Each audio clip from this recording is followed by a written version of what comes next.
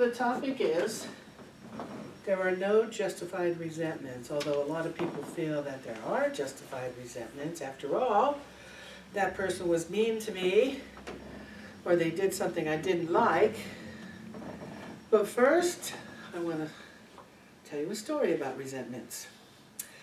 There was a story about a merchant who had two twin sons, and the father owned a department store in a small town, and when he passed away, his sons took over the store.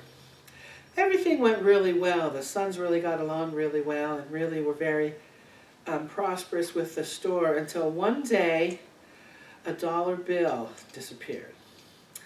One of the sons had left a dollar bill on the cash register and it disappeared. And so the other son said, well, do you know what happened to that dollar bill? And the other son said, I don't know. I don't know what happened to it. I didn't see it. So the other son kept bothering the twin brother. He would not let it go. Where's the dollar bill? Dollar bills don't just walk away. What happened to the dollar bill? And there was a subtle accusatory tone in his voice. And so they started having some resentments toward each other. And there was some bitterness going on. And then soon, they weren't talking to each other. And then after a while, one son said to the other son, I can't work like this.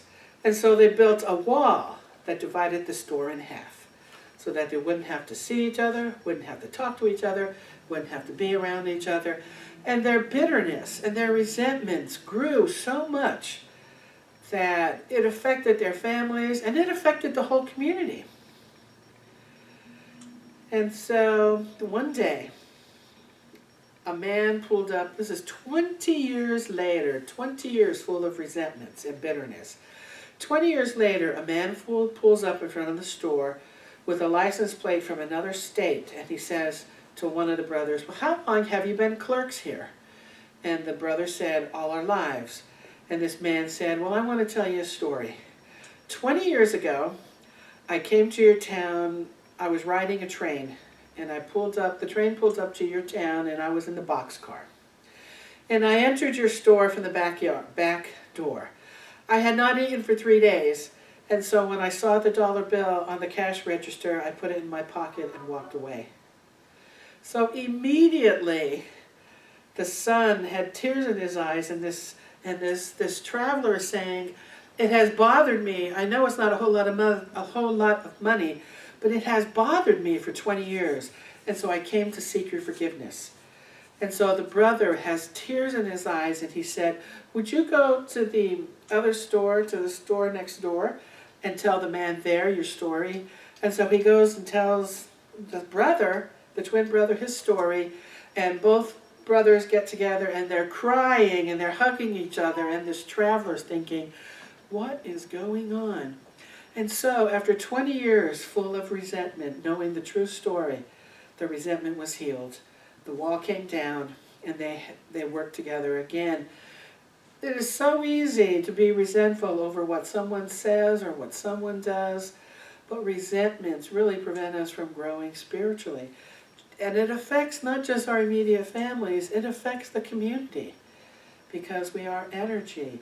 And so I just, from this story, want to encourage everyone to let go of any resentments, because then that frees us up, it lightens our energy and allows us to start creating bonds of love instead of bonds that separate us. So the seventh secret, there are no justified resentments. How often have you heard someone say, or have you said yourself, I have the right to be upset with the way they treated me. I have a right to be angry. I have a right to be hurt. I have a right to be depressed. I have a right to be sad. I have a right to be resentful. Anytime we're filled with resentments, we turn the emotional control for our lives over to someone else. We essentially have given our power away. Do you all remember the show Who Wants to Be a Millionaire? If you answered a certain amount of questions, you could get up there to $1 million. There were 15 multiple choice questions. And if you could answer all 15 correctly, you won $1 million. You started at 100, and the person was in the hot seat for 5 questions. And if you could answer 5 questions, you'd get to the $1,000 level. At the $1,000 level, you could stop and you were guaranteed the $1,000. Or could you go on? Or you could go on. And if you answered more questions, you'd then reach the $32,000 level. And if you got that far, you were guaranteed to go home. If you wanted to stop, you were guaranteed to go home with $32,000. Or you could go on trying for the $1 million. So there were 2 critical levels. The $1,000 level, where you could just take that and go, and the $32,000 level, where you could take that and go home. So I want to talk about how to get to the $1 million level of awareness, the $1 million level of consciousness. This $1,000 level is where we learn to leave blame behind. If we don't do so, we go home with nothing. If we decide to hold on to the blame, to hold on to the resentment at that $1,000 level, we then go home with nothing. Removing blame, never assigning responsibility to anyone for what you're experiencing. If we remove the blame and we never say, it's your fault, then what we are saying is, I may not understand why I feel this way, but I'm willing to accept the responsibility for my behavior. So why is it important for us to take responsibility for our behavior? Because if we take responsibility for our behavior, then we have a chance to heal the situation, or we have a chance to learn from it. If we're always putting blame on someone else, there's no need to learn a lesson, because it's no longer our responsibility. At this second critical level, the $32,000 level, is where that final obstacle, we have a chance to remove the final obstacle and to experience self-actualization and that higher consciousness, that $1 million level. It's at this level that we must be willing to send the higher, faster energy of love to the situation. The energy of love, the energy of kindness, the energy of forgiveness. When someone says something offensive to us, and there are people out there who are going to say things that are offensive to us, because we're out there in the real world where people exist with all different levels of awareness. If rather than opting for resentment, I invite everyone to depersonalize it, to not take it personally, and respond with kindness, to let it go and just respond with kindness. At this level, if you're moving toward the $1 million level, it's more important to be kind than right. You know, there's just something within us that wants to be right. And I don't know, if we're just right, I don't even know why that is. If we're just right, I guess we're going to feel better about ourselves. But being right causes resentment. And a good way to stop a situation is to say, you might be right. And that's all someone wants. So as soon as you say, you might be right, they usually stop whatever they're doing. If they're being mean or resentful, if they're being mean or rude to us, or they want to be right, if we say, you might be right, then that usually dissipates the energy. Resentments destroy us because resentments are higher, dense energy. It pulls us down. The dense energy pulls us down. Love, kindness are higher vibrational energies. They make us lighter. They lift us up. There was an enlightened master who always responded to outbursts of criticism and just judgments and ridicule with love, kindness, and peace. And so one of the devotees asked this master, How could you possibly be so kind and peaceful when people are making fun of you, when people are being mean to you? And the Master said, if someone offers you a gift and you do not accept that gift, to whom does the gift belong? Ask yourself, why would I allow something that belongs to someone else to be the source of my resentment? The criticism, the rudeness, the unkindness, the ridicule belongs to the other person, not to us. People who live at a lower vibratory level or ordinary levels or lower levels of awareness spend a great deal of time and energy being resentful. A news report, an economic downturn, a rude stranger, a fashion miscue, a sneeze. Just about anything will do for those people. It just POs them off. They get annoyed, they get unhappy. I invite you to become a person that is not easily offended. If something takes place and you disapprove of it, state how you feel in your heart and then let it go. Maybe it annoys you, maybe it annoys you, maybe it makes you feel unsettled, and then let it go. That doesn't mean you don't feel. That means you just allow the feelings to go through to you and you let it go. I want to invite you to desire to be peaceful, not right. There's nothing to be gained by being right. There's a lot to be gained by being peaceful. If we have faith in our own beliefs, if we really have self-confidence and believe in ourselves, then we're not going to be moved by someone's opinions of how we feel or how we look, because we have a good sense of self. We're strong in our personal beliefs. Not being offended is a way of saying, I have control over my own thoughts and feelings. Because when we're being resentful, we're practicing judgment. We're being judgmental. We judge someone else as stupid. Maybe we're judging someone else as insensitive. We're judging someone as rude, arrogant, inconsiderate, or foolish. And then we become upset by their behavior because we're judging them. When we stop judging and we simply become the observer, oh gee, that was a rude comment, and you just let it go, we're now the observer. Oh man, they're controlling. But it's not going to bother me. We're just going to be the observer. And what happens is, when we start living a more peaceful life, a more love-centered life, people are attracted to that peace and attracted to that resentment. Because remember, we will draw to us what our thoughts and feelings are.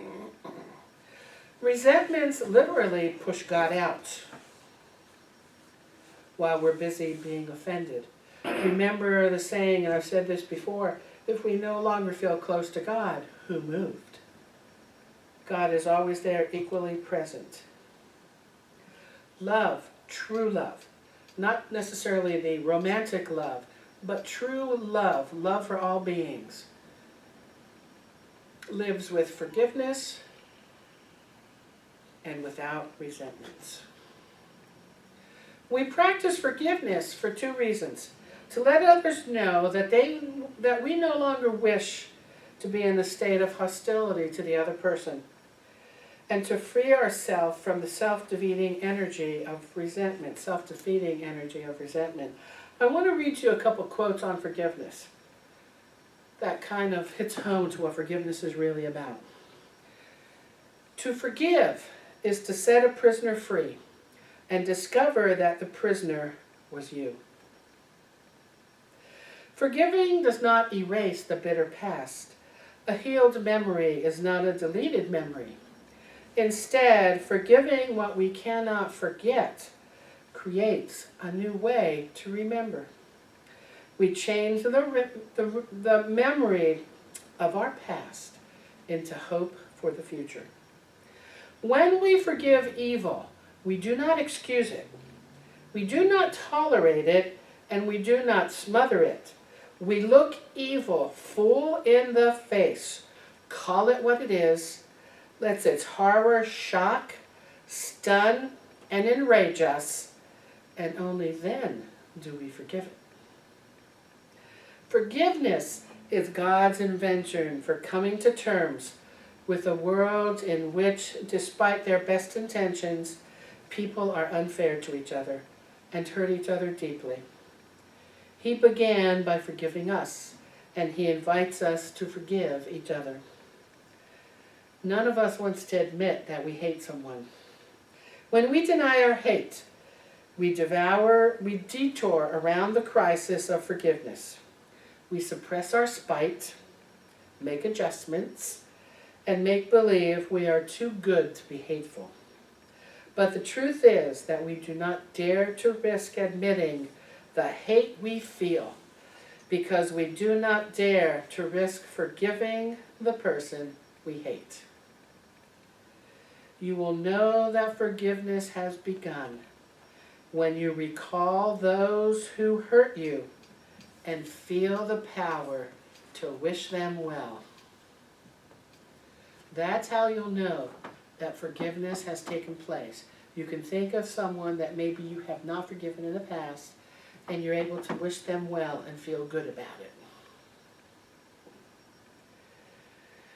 There's no justified resentment if we want to walk a path, if we want to walk the sacred path, if we want to walk the path of being that spiritual being, having that spiritual experience. Because then, when we can let go of resentments and we can forgive, we will enjoy that inner peace and that success in every step of our path. So I invite you now to prepare for a meditation. I'm going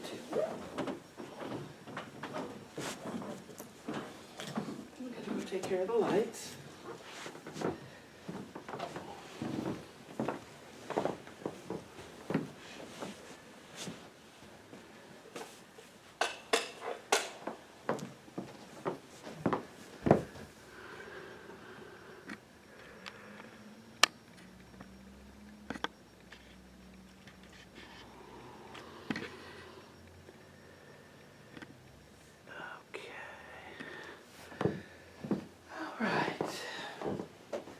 I invite everyone to gently close your eyes.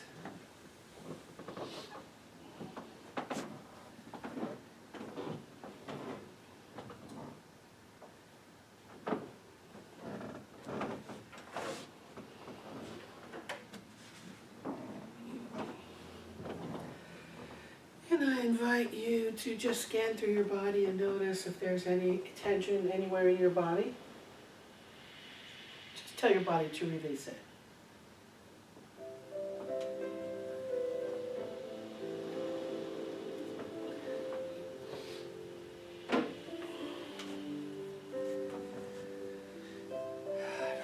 Take one deep cleansing breath. Just inhale in as much as you can and fill your lungs. Then you hold it, and then you let it out slowly. It's a sign to your body that you're ready to relax.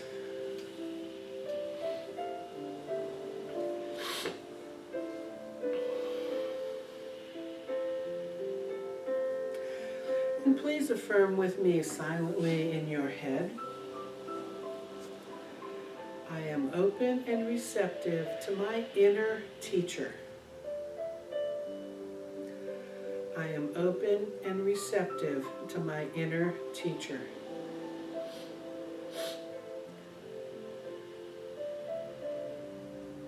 I am open and receptive to the living Spirit of truth.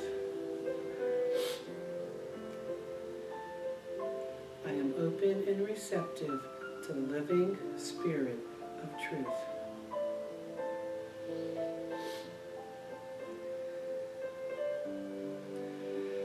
To invite you to bring to mind someone that you're holding a lot of resentment for, either a person or a situation.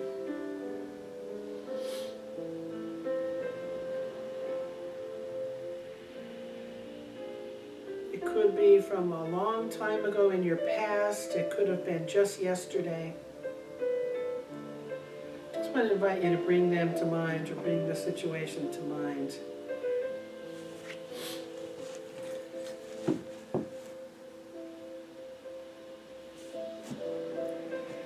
And I want to invite you to experience those feelings of resentment. Whatever that person did or whatever that situation was, how did that make you feel? Disappointed? Angry?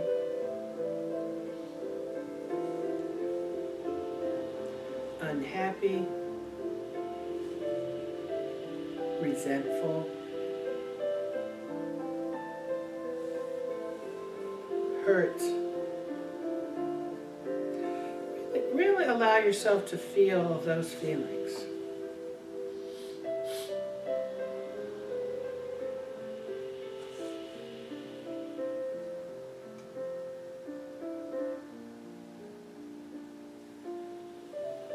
And now I want to invite you to see in front of you a table and a chair.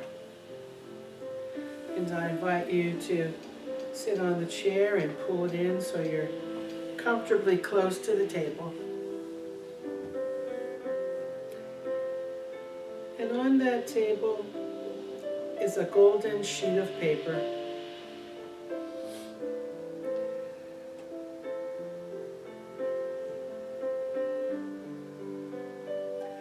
And a light being standing in front of you. It could be God, it could be Jesus, it could be your guardian angel, it could be a spirit guide. But this light being is so filled with love, you can feel that warmth. And they hand you a golden pen. And they invite you to write a letter to this person or to this circumstance, and it may even be God that you're resentful towards. Write a letter forgiving that person. And then after you write about your forgiveness, I invite you to also add a paragraph about how much you love that person or that experience, how much it taught you, how much love you're now experiencing toward that experience. And I will remain silent as you write your letter.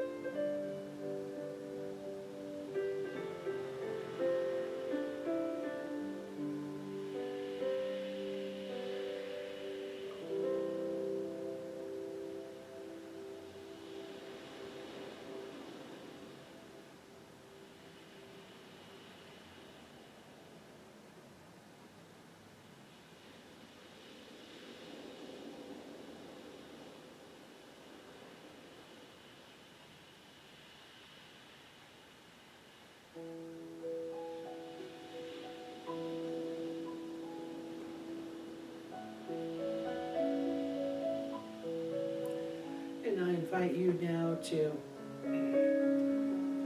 finish up your letter. And also on the table is a golden envelope. And I invite you to fold your letter and place it in the gold envelope and seal it.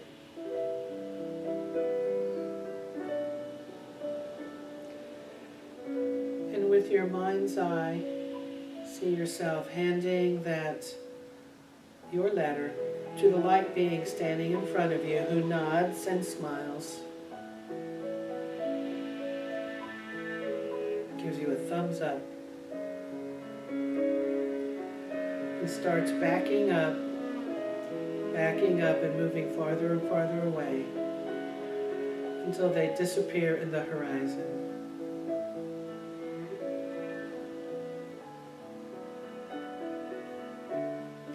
And I invite you now to feel those feelings of love welling up deep inside of you towards this person or this experience or this circumstance. Just feel those loving feelings.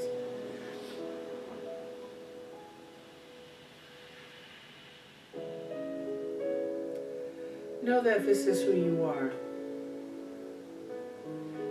This is the path that you walk, the path of love.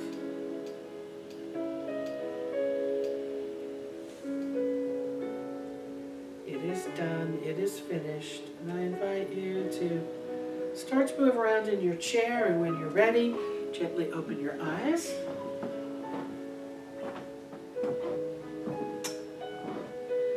Come back to this time and place.